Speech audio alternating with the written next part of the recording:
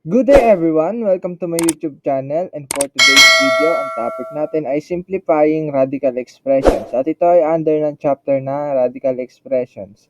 Ito ay pangalawang video ko tungkol sa chapter na ito at mas maganda kung napanood nyo na yung una kong video at ilalagay ko na lang din yung link sa ibaba. The following laws are being used to simplify radical expressions. Ayan, mga ganyan. At tatalakayin natin isa-isa itong mga ito. The nth root of a product is the product of the nth roots. Bawa ito, nth root of xy, pwede nyo siyang isulat na nth root of x times nth root of y. Proof. Yung nth root of xy, pwede natin gawing xy, quantity xy raised to 1 over n. Paano? Sa nakaraang video ko na discuss ko ang tungkol sa ganito. Ang nth root of x ay equal sa x raised to 1 over n. Kaya naging ganito. Okay, next.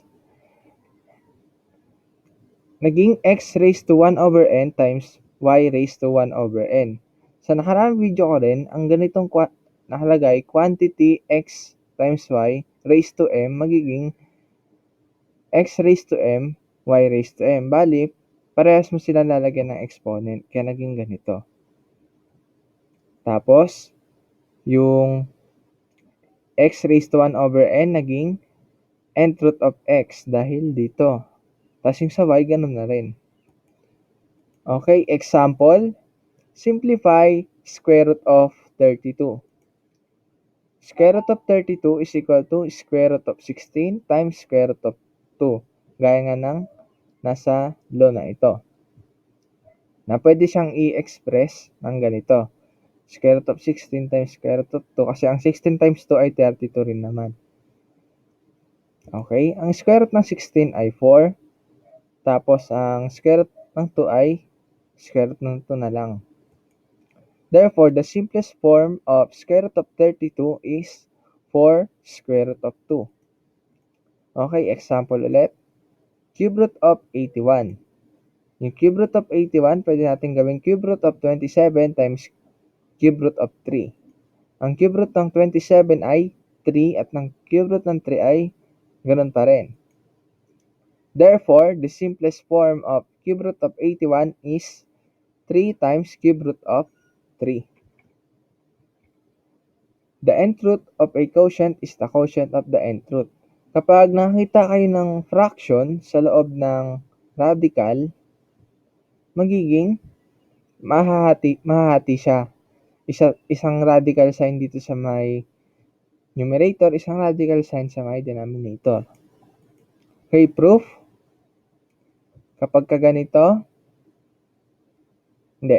Ano pala muna, yung nth root ng fraction x over y, ginawa nating x over y raised to 1 over n. Bakit? Parang ganito lang din yan. Yung nth root ng x ay equal sa x raised to 1 over n. Niraise natin siya sa 1 over n. Tapos, yung 1 over n na exponent, i-distribute natin sa numerator siya sa denominator.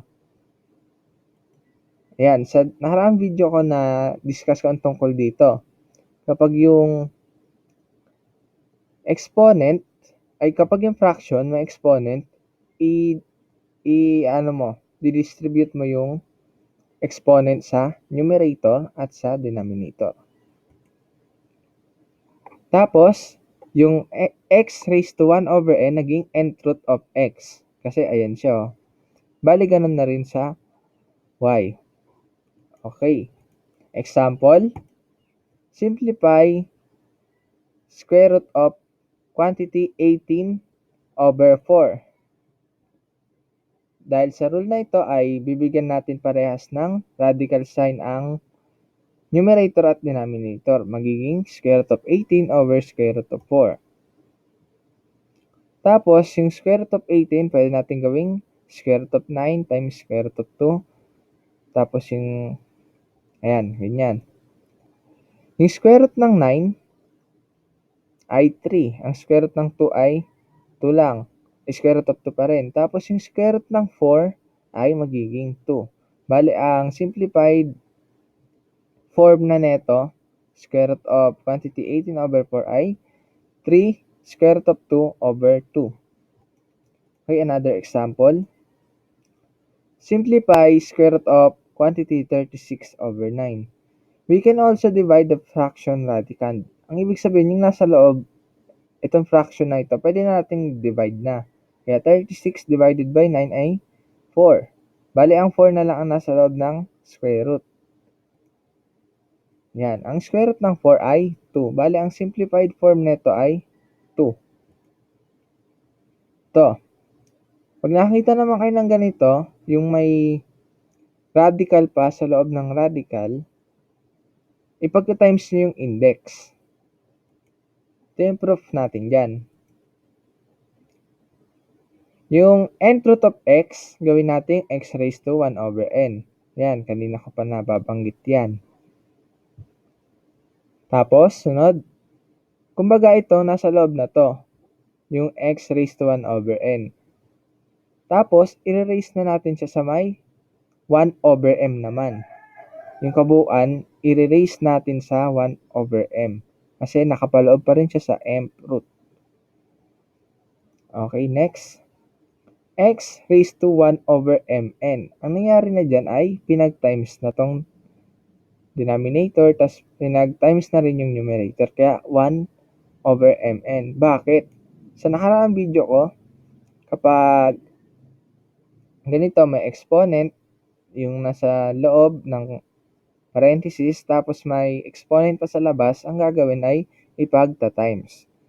So, dito, x raised to m times, quantity x raised to m ay naka-raise sa n. Magiging x raised to mn na kasi pinag-times nga yung dalawa. Tapos, yung x raised to 1 over mn ay pwede na natin gawing m times nth root of x. Kasi dahil dito rin yan, no? Okay. Example, square root of cube root of 32. Ang gagawin natin ay ipagta-times lang natin. 2 times 3, 6. Bale, 6 root of 32. Therefore, the simplest form of square root of cube root of 32 is 6 root of 32. Another example. Simplify square root of cube root of 64. Yung natin dyan, yung cube root of 64, pwede na natin siyang i-simplify din. Ano ba yung cube root ng 64? Yun ay 4. Bali, mawawala na rin to. Itong cube root sign na to. Magiging 4 na lang. Tapos, sunod ay square root ng 4 na lang ang natira. Ano yung square root ng 4? 2. Kaya, ang simplest form nito ay 2. If x is real number and n is odd, then nth root of x raised to n is equal to x. Kumbaga dito, ang x ay pwedeng maging negative. Kasi x pa rin siya. Ganito yan. Example, cube root of negative 125. Yung negative 125, pwede natin i-express as negative 5 raised to 3. Dahil dito sa law na ito, maka-cancel na siya, yung 3 at 3. At ang may iwan na lang ay negative 5. Kaya kapag parehas na daw, ang index tapos yung exponent ay matitira na lang kung ano yung x. At yung x na yun ay negative 5. Kahit negative pa siya, pwede siya. Basta add ang index. Okay, another example. Simplify fifth root of negative 32. Yung negative 32, pwede nating express as negative 2 raised to 5. Tapos dahil parehas na, may iwan na lang yung negative 2. Parehas na kasi yung index tapos yung exponent. Note, it is possible to a negative integer to have nth root if n is odd. Gaya nga ng sinabi ko kanina, posibleng may negative integer sa loob ng radical kapag add ang index. If the radicand is negative, then the nth root is negative 2. Kung negative yung nandito, tapos add ito, di negative din. Basta kung ano yung sign ng nasa loob, ayun ang magiging sign din ng root. Okay, proof. Paano natin nasabi na pwede ang negative? Ito nga, kaya kanina, cube root of negative 125 is equal to negative 5. Let's check. Negative 5 raised to 3. Bali, magiging negative 5 times negative 5 times negative 5. Ang negative 5 times negative 5 ay 25, positive. Tapos, magiging ano na lang, 25 times negative 25. Magiging negative 125 kasi positive times negative ay negative. Okay, next. If x is a real number and n is even, then nth root of x raised to n is equal to absolute value of x. Dito, kapag naman daw ang n, ang index, ay even, positive lang ang pwede sa kanya. Example, square root of 81. Yung 2 dyan, index, pwedeng wala rin yan kasi kadalasan gano'n naman kapag square root. Pero dito nilalagay ko lang para may palatandaan tayo. Yung 81, pwede nating gawing 9 raised to 2, 9 squared. Tapos dahil pares na sila, may iwan na lang ay 9. Pares na yung index at yung power nito. Another example, simplify 4th root of 16. Yung 16, pwede natin gawing 2 raised to 4. Tapos, dahil naging ganyan na, parehas na sila, yung index tapos yung power ay may iwan na lang yung 2. Gaya nga ng nasa definition dito. Note, it is not possible to a negative integer to have nth root if n is even. So, sabi daw, imposible daw na magkaroon ng nth root ang negative. Kapag negative to, kung waring nasa loob, hindi daw posible kapag even ito. Okay, proof. Let's say the 4th root of a number is negative 2. Yan. Kung wari, negative yung root para mag-derive tayo sa negative. Then the number is negative 2 times negative 2 times negative 2 times negative 2. Kasi negative 2 raised to 4. At ipag-times mo siya sa sarili niya ng 4 na beses. At ang magiging sagot ay 16. Negative 2 times negative 2, 4. 4 times negative 2, negative 8. Negative 8 times negative 2, 16.